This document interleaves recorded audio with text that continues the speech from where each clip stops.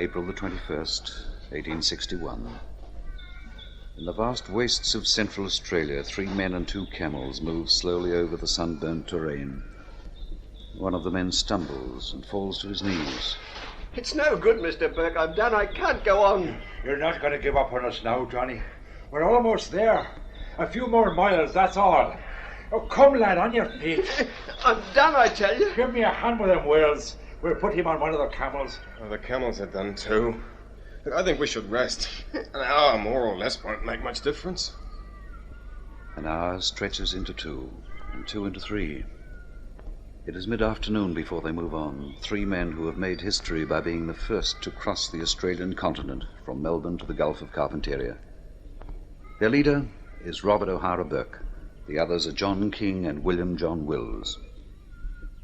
Now homeward bound, it has taken them 10 weeks to cover the 700 miles from the Gulf to their base camp at Cooper's Creek, where they are to rejoin the remainder of their party after more than 4 months of indescribable hardships. They've long since exhausted their food supply and have eaten the horse they set out with and 4 of the 6 camels. Their companion, Charles Gray, lies buried behind them, mercifully relieved of his misery. Darkness is fast falling when they at last reach the camp. But there are no welcoming shouts to greet them, no sounds of human life. They've gone. They've left us. No, Johnny, they'd not do that. Then where are they? There's no one here. There's nothing. They must have shifted camp. Probably the blacks gave them trouble, or the rats. They'll not be far away. Let's give them a coo. They're bound to hear us. All together now. Wait. Again.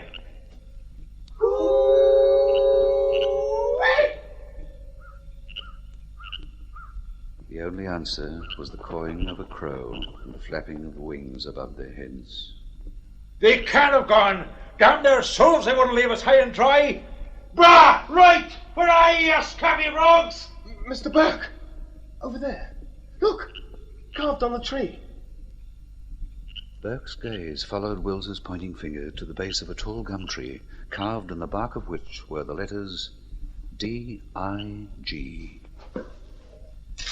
Feverishly, the 3 men tore at the soft earth beneath with gnarled hands. 2 feet down, they came on a box of stores and a message in a bottle. It's from Brah. What's it say? Well, where are they? On their way south. It seems they got tired of waiting. Oh, God! Is it dated? April 21st.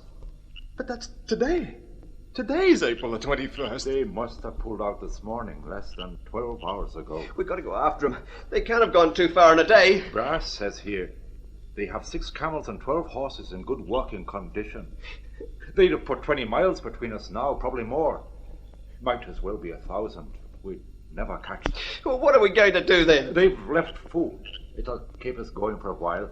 Keep us going for what? We can't make it back. We need horses, camels. We've got these 2 heaps of skin and bone. As I see it, our best bet is to head for Mount Hopeless.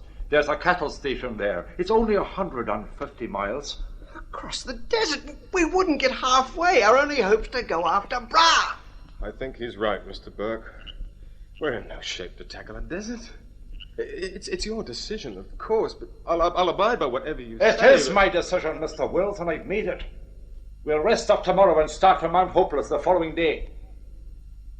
Robert O'Hara Burke's decision was to prove a fatal one for Wills and himself.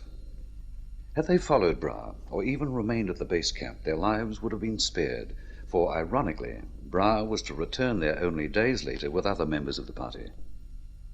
When he did return, he unaccountably failed to notice that the buried stores had been dug up and a message from Burke left in their place, stating that he and his 2 companions had set out for Mount Hopeless.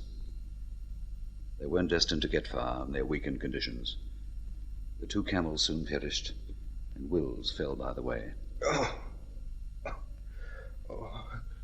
I can't get up, Mr. Burke. I can't move. The only thing for you and King to do is to go on. When you reach Mount Hopeless, you can send someone back for me.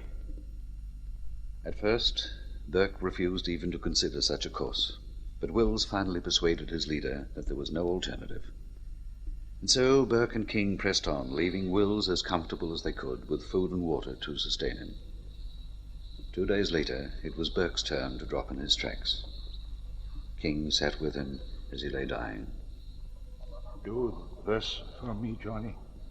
When I go, put a pistol in my right hand and leave me unburied as I lie.